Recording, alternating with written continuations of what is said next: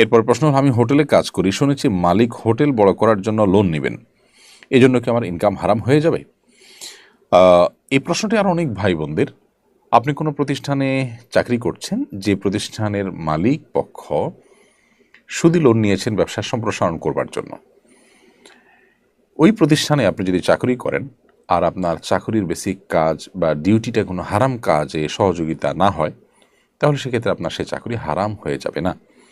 Company সুদি loan নিয়েছে, এর কারণে আপনার উপার্জন বা উপার্জিত অর্থ, আপনার বেতন, সেটি হারাম হয়ে যাবে না। কারণ আপনি যে টাকাটা বৈধ কোনো কাজ করে পরিশ্রম করে পারিশ্রমিক হিসাবে গ্রহণ করেছেন, সেই টাকাটাই যে সুদি যে লোন নিয়েছেন হুবহু ওই সুদি লোনের টাকা বা সুদের টাকা, এটা আপনি নিশ্চিত নন।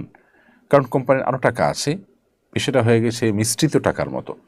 আপনি এরকম কোম্পানি যারা সুদ নির্ভর কাজ করে থাকেন বা সুদি লোন নিয়ে বৈধ বা সাধারণ ব্যবসা পরিচালনা করে থাকেন, এরকম কোম্পানিকে অ্যাভয়েড করে অন্য কোনো কোম্পানি যেতে পারলে ভালো হয় সন্দেহাতীতভাবে। কিন্তু আপনার এই উপার্জন হারাম হয়ে যাবে না। অর্থাৎ এর কারণে আপনার কোম্পানি চেঞ্জ করাটা আপনার জন্য আবশ্যক হয়ে যাবে না। বিকজ কোম্পানি তার পুঁজির একটা অংশ সুদি লোন থেকে নিয়েছে, আপনাকে যে বেতন দিয়েছে হুবহু সেখান থেকেই দিয়েছে, নট নেসেসারি তাদের নিজস্ব টাকা আছে, অল্প হোক বেশি হোক, এবং সেটা তারা রোলিং করছেন, এবং আপনার ডিউটিটা বেসিক্যালি হালাল।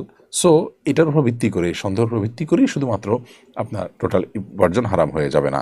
অতএব কোম্পানি সুদি কারবার করাতেই আপনি সেখানে চাকরি করলে হারাম হয়ে যাবে, ব্যাপারটি এতটা সহজে সমীকরণ করবার মতো নয়।